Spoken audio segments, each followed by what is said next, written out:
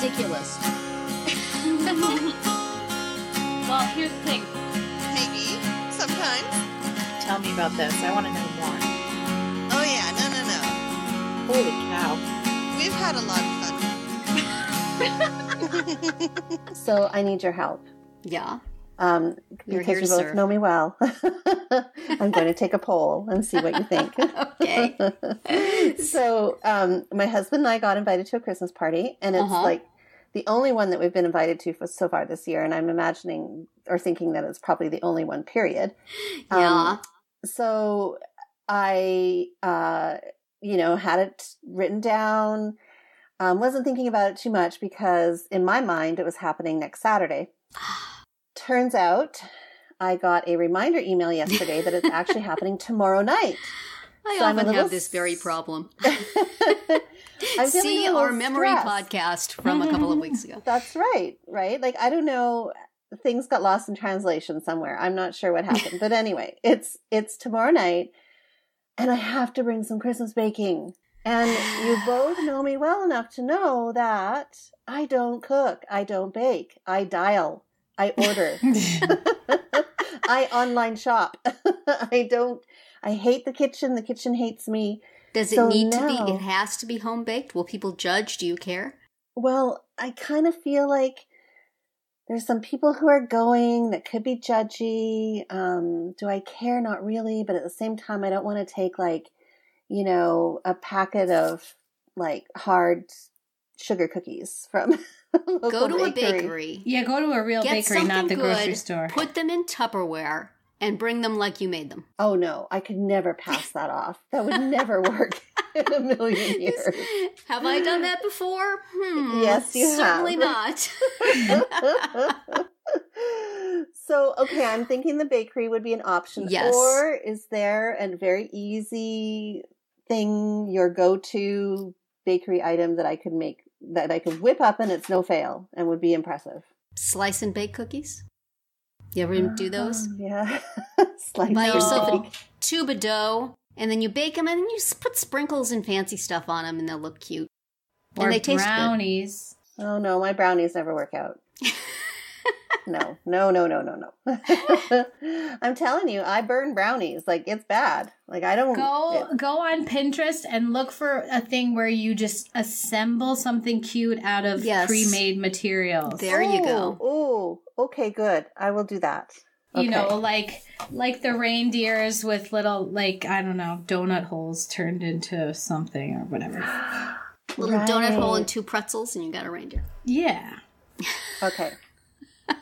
And a That's little a plan. Little dab of icing for the nose or something. Okay. See?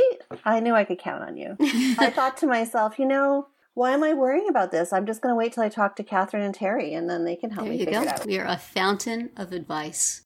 I do also think, though, that you could go to, if there's a trendy bakery in the area, and make sure they're put in a box that has the name of it on top, or someplace like Starbucks and get something from there. Baked goods. Yeah. I think you could totally get away with that. Okay. And I would be very surprised if you're the only person who didn't. That is true. So maybe I should just order some. Oh dear. If you want to go cheap, my son speaks very, very highly of Costco cookies. They get at the food pantry he works at, they often donate cookies and they have them for various things to give out to people, and he eats them. And so now whenever he eats any other cookies, even stuff I bake, it's it's okay, but it's not as good as Costco. It's not a Costco cookie. It's not a Costco. And you know what? I've had them, and he's not wrong. That means I'm going to actually have to go into a Costco, and we all know that I don't like doing that either. So, see our speed round from last week. Yeah. A little I'm just providing footnotes here for our conversation. Well, stay tuned. I will let you know next week what I ended up doing. Let us know what you did and what the reaction was. So, you're going to get there, and everything's going to be store-bought, and then you're going to be ticked. I know, right? You just agonized it over that I was the one who brought turnips to a potluck, so... Yeah, why am I asking you, Catherine? You can't do worse than that. I put store-bought cookies in Tupperware, and she does that. Why am so I between even the two of bothering? us, we're bad influences. Okay. Blame it on us. Okay. I asked my friends, and they were no help at all. You guys are great resources. I think I'll just, I'll figure it out. Those little videos that play when you go through Facebook with what is it, Tasty, or they always have lots of, and it just takes a second. I get all inspired, and then I'm like, it doesn't turn out, or something bad happens. But anyway. You have many talents, Nicole. Not everybody has to be able to bake. Yeah, that is not me. Anyway, well, let's see if we can find anything that we can give good advice on today. It's the jury is out. Hello and welcome to Parenting Roundabout, a weekly podcast about the things that parents are talking about, obsessing about, and complaining about right now, like people expecting them to bake. I'm Terri Morrow, and with me today are Nicole Eridix. Hello. And Catherine Haleko. Hi. Today on the podcast, we're going to talk about Christmas tree ornaments on our Friday speed round, shout out some stuff we like on the Roundabout Roundup, and do some shameless self-promotion. But first, a recurring feature here on the podcast, do-it-yourself therapy. What is our therapeutic issue of the day? Let's all lay down on a couch, get a box of tissues next to us, and explore this. Nicole, what's going on besides baking anxiety? Oh, yes. Well, my kids. I think that's kind of the big thing is that... Say no more. It's not so much my issues and my anxieties. It's their stuff that I've now made mine. So that's the tough part. That is so bad to do, and yet it is so impossible not to do. I hated it when my mother did it. I cannot stop myself from doing it now. Why is that? And so as you know, as I've talked about it in the past, I have a 16-year-old daughter who is going through a lot of stuff right now. And so I just find that, my whole day is consumed with either, thinking about her or texting her or getting text messages from her. Like right now, as I'm talking, I just got 4 text messages with screenshots of a conversation that she had. So now my mind is like, trying to, I've got all those tabs open, right? Like, okay, gotta deal with that. And I gotta deal with that. I gotta deal with that. So, I don't know how to deal with it. And it's so hard to not make her stuff mine. Yes. And, how do you handle that? And thankfully right now, my son, let's knock on wood. Things are pretty quiet for him. But I mean, how do people have 4 or 5 kids and then not have to deal with it? How do they manage this stuff, right? I don't know. Only one can have a crisis at a time, I guess. I know. So so my question is, I guess, how do you guys deal with your kids' issues or do you not deal with them? You just bury your head and hope it goes away. I deal with them badly and always have. And I'm a second generation at least of handling them badly. And I don't know. I mean, certainly when my kids were younger, I just agonized over every little slight and, problem and thing that they did wrong, thing that people did wrong to them. I was just, felt like I had to be the manager of all that. And if something was going wrong, it was my job to fix it. And I'd like to say that now that my kids are in their 20s, I don't feel that way. But I just today had a conversation with my daughter about this. Because she has something difficult. She's minor league difficult, but something that's bothering her. And she grumbles about it. And I try to give her wise advice. And as we've said before, kids don't want to hear wise advice. 20-somethings especially don't want to hear wise advice.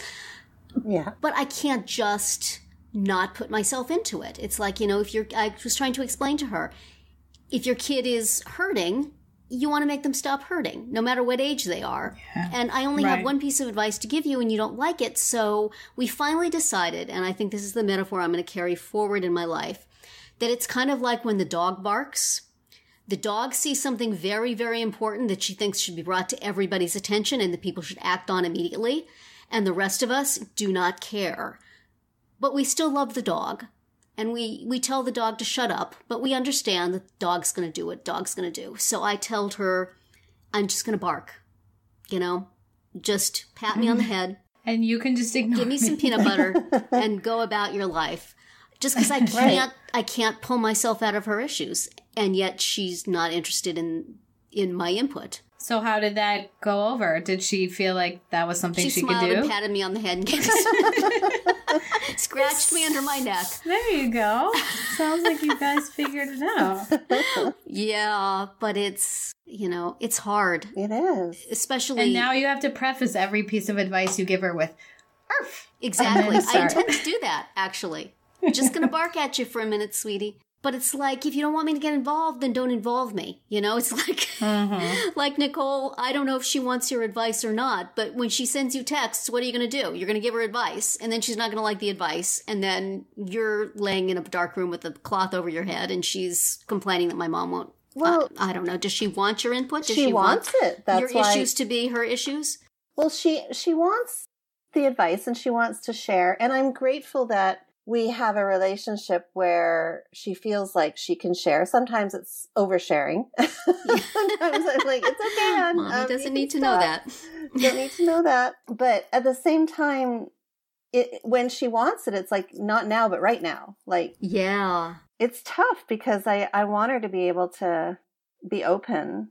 Yeah. But I just end up getting dragged in, and... Yeah. It becomes my issues. I don't know. Yeah. It's just this weird blurry line. Does she like the way you handle things? Does she prefer the way you handle her issues to the way she would do it? Or I think I'm more... Does she spurn your... Yeah, I don't know. I think, like, so far, she kind of has trusted. I mean, I've tried not to get, because you still want to maintain that boundary, right, of, like, mother-daughter type thing. Right. So I've tried not to get too involved. But when there's like a crisis, definitely, yeah. Like she wants the advice, she wants the help. So, but it's. And then when you give her advice and she takes it, do you then second guess yourself? What if that wasn't the right thing for her to do? If not, you are much healthier than me. So I'm unhappy if she doesn't take my advice, and I'm unhappy if she does. Yeah, that's tough. Sometimes I'll be like, oh, okay, if she doesn't take it, but.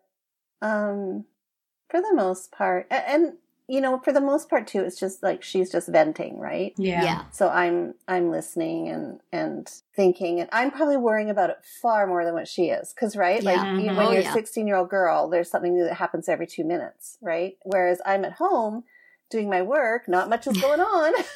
So I'm thinking about that one thing she told me at 8:55 this morning. Yeah. So. Catherine, you have a daughter too. What's your take on all this? Yeah, I mean, she's fairly self-sufficient. I mean, she, like you say, she wants to vent sometimes. She doesn't always want advice. And the good thing is, she will tell me things. Like, recently, there was this whole thing with a boy where, they were talking or hanging out or whatever the word is, right? Talking. Yeah, they were talking. And then they weren't, because she was like, no, I'm done with you.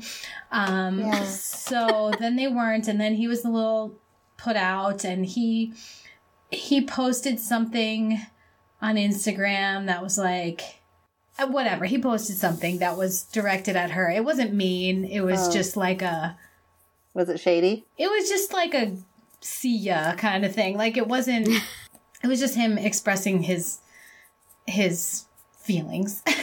But it wasn't like bullying or it wasn't anything bad. And he blocked her before she would have seen it. But she's like, of course I have means. I saw it. So then she posted something back. And when she told me that, I was like, oh, you didn't. What did you do that for? Like, don't stir up drama. Like, you just got to ignore that stuff. Well, I went off on this whole thing. Like, why did you do that? Don't do that. That's terrible. Don't do that. And she's like, no, I posted it. And then he was like, I got to give you props for that. That was good. And then we became friends again. Oh, no, man. I was like, oh, okay, well, never mind. You might as well not tell me anything anymore, because I got that one done. And you still got all that adrenaline going. Yeah, like, and nothing to do with it. You posted something? Are you kidding? So. Oh, man. Yeah. Yeah. So that's hard. That's kind of where we've been at, too. It's like trying to not rile her up to become more dramatic and, trying to help her keep it toned down and, not, encourage her to not let it bother her, but at the same time stand up for herself. And yeah. it's just like this whole, because this isn't my game, this isn't what it was like when I was 16. Right. So. And when it's like a friend issue, I think we've talked about this before. Like, I have a hard time with both of my kids when they have a complaint about a friend. I'm usually like, oh, you got a lot more. Like, just ignore that particular one, which is terrible advice and really not helpful. So, yeah. It's hard it's hard not to make their issues your issues. Right. And then when they go off in a different direction and you still have the issue. Right. You're kind of like left holding the bag. Yeah. Wait a minute. Yeah. I'm still obsessing about this. What do you mean you've moved on? What do I do with this now? My daughter will come home at 3:00 in the afternoon and I'll be like, so what did you do about that thing from this morning? And she says, huh? What are you talking about? Doesn't even remember. Yeah. And then I'm like so crushed. I'm like, oh my God, I just spent my whole day worrying about it. I really need to get a life. Like, seriously. I'm going to need to work outside of the home or something. Yeah. Oh, it's definitely harder when you're working at home and you're looking for things to procrastinate because... Yeah. Or because you have your phone beside you, right? So that's right. Like these constant messages. You need something that but you can't block it because it could be something important. Exactly. Right. So you got to pay attention to each little missive. Yeah, exactly. So... Well, and if you were in a classroom or someplace where you couldn't reply, then you'd feel awful too. Yes. And, and then you'd still be stop stewing about it. sending you stuff, and then you'd feel disconnected. Like it's Totally. I mean, that's kind of the double-edged sword, right? Is that I want her to be able to be open and talk and chat and tell us things, but at the same time, it can get so consuming. And yes. I feel like I'm just reliving my earlier years, but yeah. And I don't want to shut it down. No. Because then she gets advice from her friends and Lord knows what that's like. Right. Yeah. I don't know, because it's like, I feel like probably what I should be doing is just listening and nodding and not doing any input. Because oftentimes, even when they were younger, oftentimes my input was just wrong because I'm not there. I'm not a kid and I'm not getting all the subtext that's going on. So I give bad advice so I should just shut up and listen. But at some point, you feel like you have to have some input, don't you? If you think your kid is going to do something that's going to be bad or embarrassing, you have to say something. But, what do you know? Maybe it's fine. I bump up against that wall all the time. It's very hard to just sit there.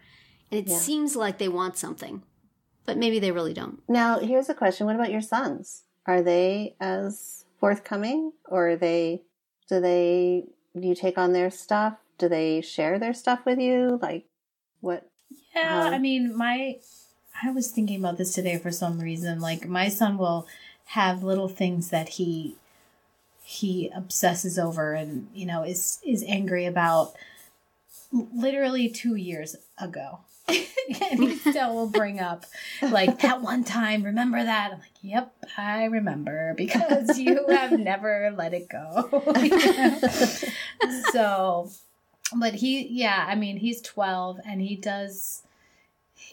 tell us things, and sometimes it's because he wants advice, and sometimes because it's usually just because he wants to vent and complain about somebody. So I usually just try to do the smile and nod on that one.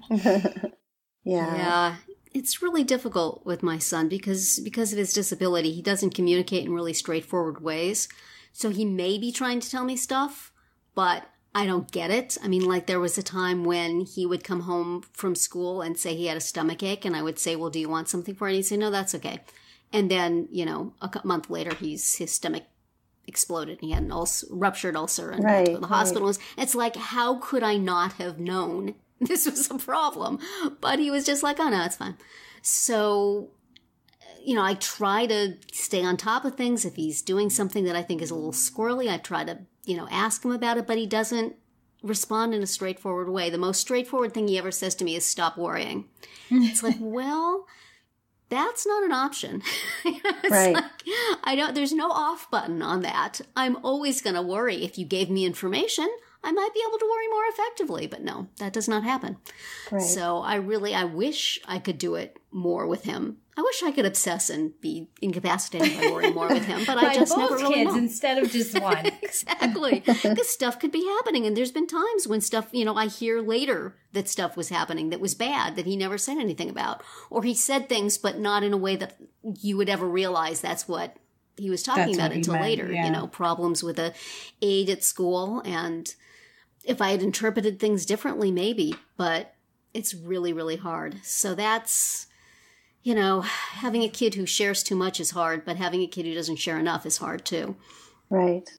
So I just have to guess and make up all sorts of problem scenarios and then make decisions based on that are probably wrong. Make all sorts of assumptions. So I guess his issues are my issues, but just in a different way. Issues that you're thinking he has, or 5 times the issues, because I have to think of every possibility. Well, but I don't know if it's a guy thing or if it's just the way he communicates or what. Sometimes we have a good friend who's close with him and spends a lot of time with him. And when he and his wife come over to visit, and he and Andy play cards. And sometimes my son will say things to him, and then he'll tell me. So I don't know why that is, but so sometimes that works, but not always.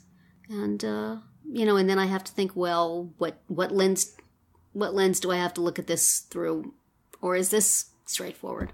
I went to school with a girl, and she's like a year older than me. And she ended up having 17 kids. Oh my gosh. Yes, I kid you not. That's one way to avoid kids. obsessing. Does she have a TV show? She doesn't have a TV show. No, she's not the family with the TV show. But she has 17 kids. And I mean, maybe I should have just done that, because I've been so busy. I wouldn't have not had time to even, think about or worry about my kids' little day in and day out issues. You just assign those things for siblings, okay? That's child right. 1, you worry about the problems of child 2. Child 2, you obsess about the problems of child 3. Exactly, right? Go see your brother. Go see your sister. These are your chores. We're divvying up the worry. Oh, Lord. Seriously.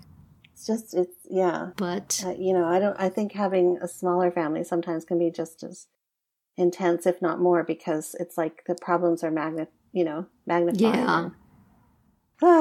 Anyway. So as I wrap up this conversation with you and my daughter's text, replying to my daughter's text message, I'm issue free for the next part of the conversation. Yay. We'll see how long that will last. Because we're going to switch over to something a little more lighthearted. Yay. Right? We thought for our speed round today, as we are into December now, I know Terri doesn't have her tree up yet, but Christmas Eve, because that comes later. But we thought we would talk about our favorite ornaments on our tree, because I think that's fun. Like whenever I go to someone's house during the Christmas season and their tree is up, I do like to. I always like to see what they have. So, so Terri, what are you thinking about? Which ones are you looking forward to putting up when the time comes? I was thinking of that. I have like this bag full of ornaments I've kept over the years from all different vintages. And from time to time something breaks, or I just decide, we get more and more minimalist with our decorating with every year. So they've been pruned from time to time. But I think the ones that are my favorite are not necessarily the ones I've bought and kept over the years, but the things that my kids made.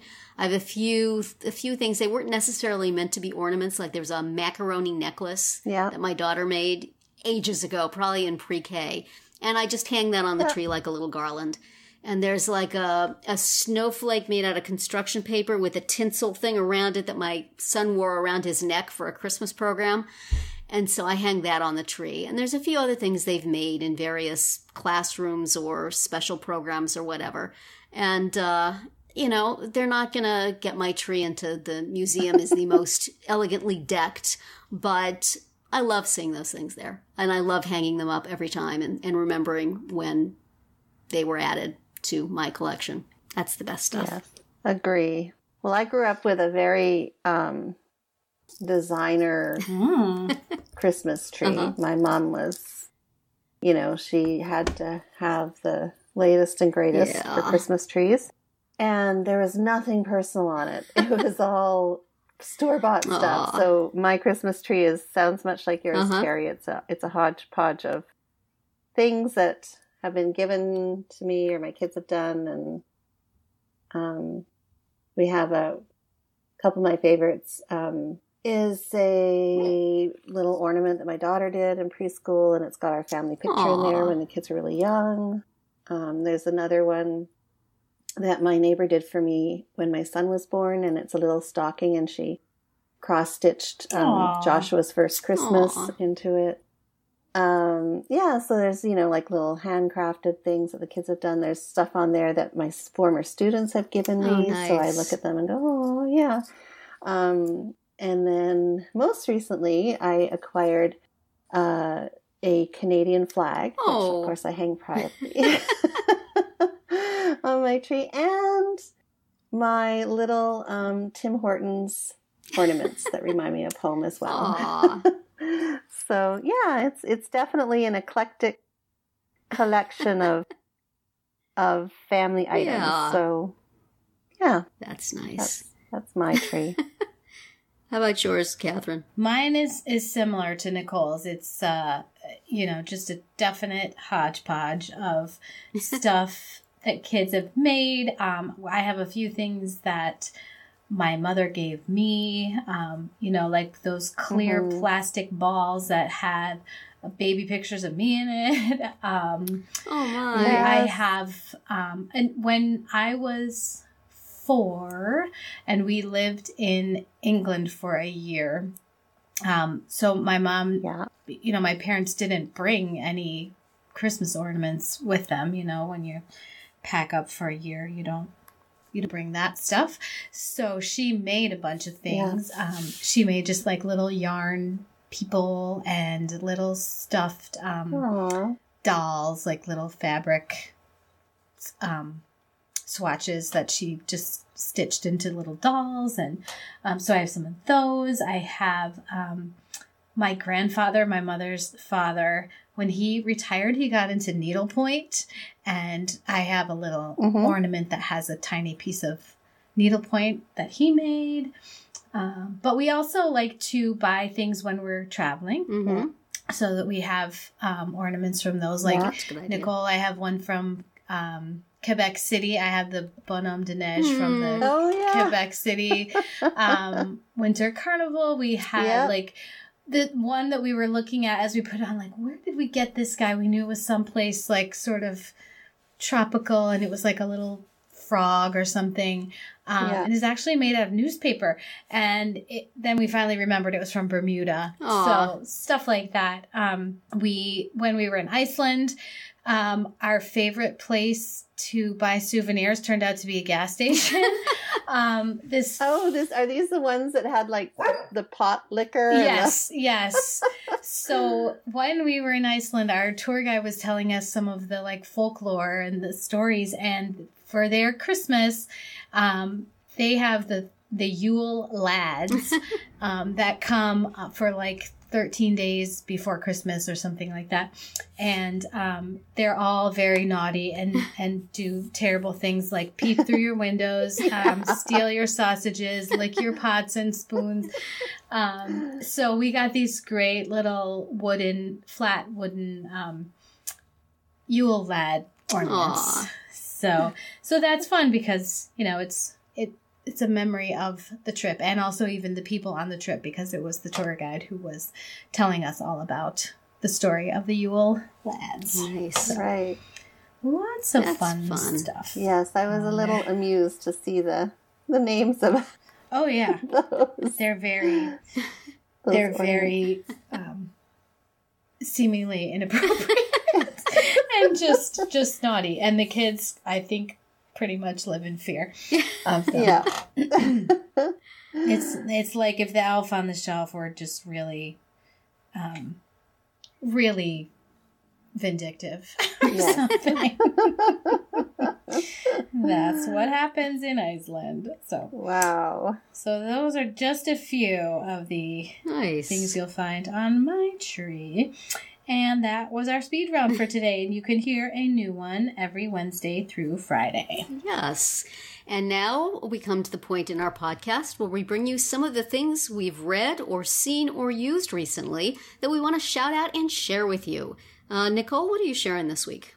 Well, I'm sharing I'm a company that I've ordered Christmas gifts from and just year-round stuff.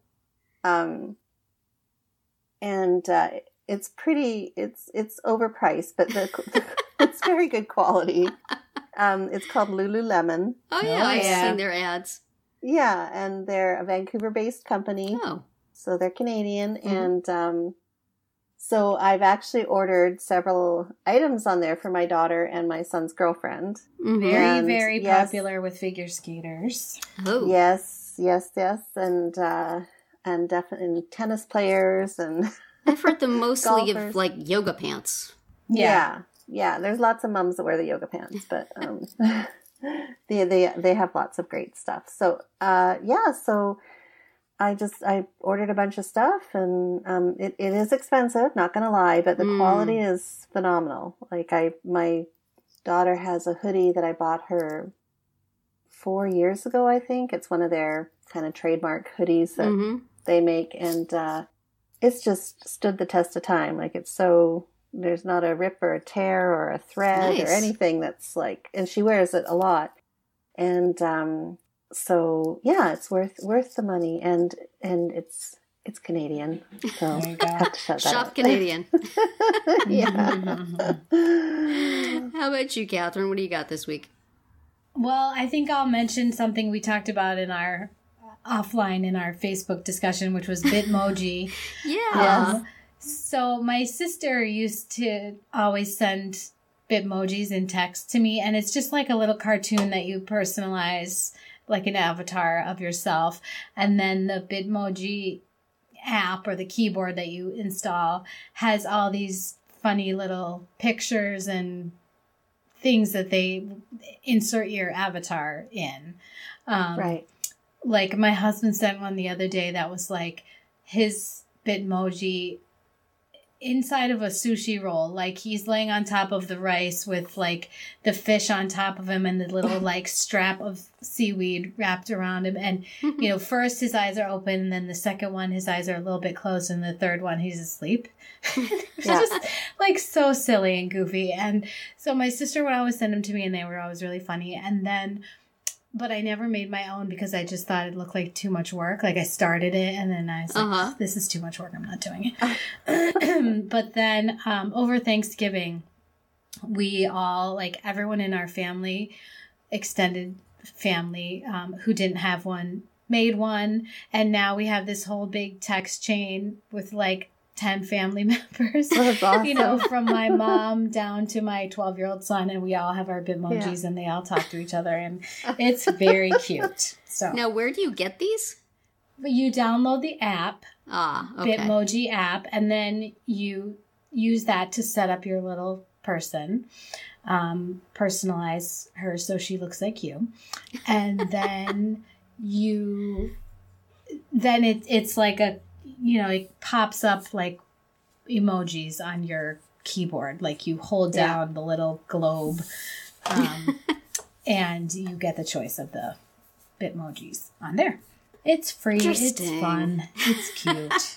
It's amusing. It is It's a amusing. good time waster. If you Like need my it, which I sister's always do. boyfriend wears like a red sweatsuit and it has pink earmuffs and it's hilarious. And she's like, well, he really does have a red sweatsuit, which makes it even better. So and then you make this and you can use it on all your social media and texting and all that. Yeah, you can send it in a text message, or you can use it in Facebook Messenger or interesting wherever. You could probably even put it in an email if you were sending an email from your phone. I don't know. I haven't tried that. Not for the people who only want to call and not message, but yeah, no, not for them.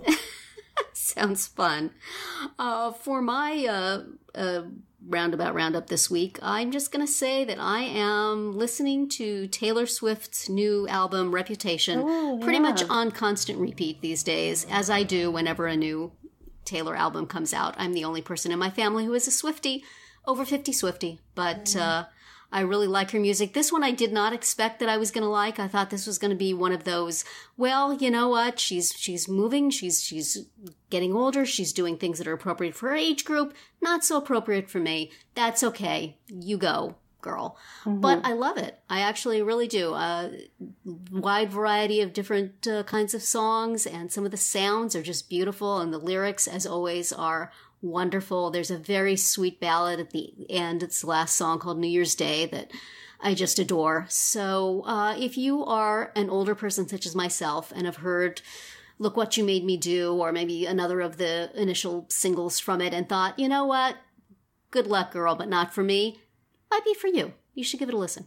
I didn't hear very good reviews about it, but now I'm intrigued. So. Oh, listen to it. It's very nice. And she's working, it's like I have a daughter about her age, and she's working out issues for herself. And sometimes you feel vengeful and like saying mean things to people, and sometimes you feel like escaping from your life, and it's all the issues our kids go through. I feel a little motherly toward her. But at the end, she just comes to a fairly nice sounding place where she has a reasonable, I feel like there's sort of an arc on it. And the lyrics are working through issues that people her age do. And I have always felt like she doesn't get enough credit for being really strongly in control of her image and her art in an industry that does not allow young women to do that very often. So, I feel like it's pretty genuinely her. And also, can I just say, as a mom, I want to applaud her for wearing a shirt in her album cover. Saw a little thing of Demi Lovato's new CD, and I'm like, put clothes on. What is the matter with you? Selena, put something on. So Taylor, A+ for the shirt. Well, Selena has other problems because, the Biebs. Yeah. Yes, I just found out they're back together again. Yeah, not sure if that's a good idea. We have to worry about them, but I'm not too worried about Taylor. Yeah, see, we hijacked your... That's okay. Well, this is why I listen to her and not to the others, just because I feel like she's processing things in a mature way and has been in the spotlight for so much of her life, and yet seems to have her feet under her. So anyway, it's also very beautiful and lots of nice songs. And anyway, I'm going to turn it on after we're done talking here. So, but I'll put it off to the side for now. Check it out. That's a good recommendation. Over to you for Shameless Self-Promotion. Shameless Self-Promotion is our final segment today, and we want to direct you to some of the things on our sites that we think you should take a look at. Catherine, you always have things that are new and... You among us all always have new things to say. Yeah. Well, I just went through, actually, my highlights output for the year. And I've written 31 stories for them. So that's why I always have something. Not quite all of them are live yet. But the ones that I'm going to mention today is a 2-part on kids and anxiety, or maybe anxious feelings might be a better description. I don't want to say that we're here to treat clinical anxiety, but just some things that you can do with your kids when they're feeling anxious or worried about something. And it's just lots and lots of simple little ideas that you can do with either preschoolers or school-age kids. Oh, Nice. when they're feeling stressed out. are you going to do one for parents too? Yeah. Yeah. I think a lot of them would work. Yes. That's true. No one will know if you try it out. Blowing bubbles and having a hot drink. Yeah. We could all try Absolutely. We'll try that. Terri, what do you have for us? Yeah, speaking of stress, I am percolating a blog post now for my Parenting Isn't Pretty blog that should be up by the time you're listening to this, about sort of the half-life of IEP meetings, maybe, and how things that educators said to me when my kids were young still ring in my head, and not in a good way, and cause self-doubt and second-guessing even now. So perhaps it will be a little advisory to people in those jobs to maybe think twice before you say these things, because it can have ramifications way down the line. And maybe it'll just be for people like me to just drop things. I'm not quite sure, but I'm percolating it. So if you have that feeling that judgments made years ago are still hanging over your head like a little black cloud, Right. check out my Parenting Isn't Pretty blog at mamatude.blogspot.com, and you should see something there by the time you're listening to this. Or maybe I've just gone into a dark room and cried. Well, and I'm just going to encourage people to head on over to my Twitter account at inclusive_class, because there's lots of things that I put up there for parents and teachers about different ways of teaching and strategies for different kinds of learners. And of course, you will get consistent updates on my book. So, Hey, Nicole wrote a book. check it out. Who knew? Yeah, who knew, right? Surprise. Well, that's going to be it for this week's episode of Parenting Roundabout. We hope you enjoyed it and that you'll join us every week. You can listen to podcast episodes on parentingroundabout.com or download them from Apple Podcasts. Please subscribe so you get all of our podcasts and mini podcasts every weekday. You can also follow us on Twitter. As Nicole just mentioned, I am at Chihaleco, Terri is at Mamatude, and Nicole is at Nicole Eridix. And you can follow the podcast on Twitter too at Roundabout Chat, and look for us on Facebook, Pinterest, Tumblr, YouTube, and Instagram too. Best of all, stop by our podcast page at parentingroundabout.com and read recaps, find links on everything we've mentioned, and talk back in the comments.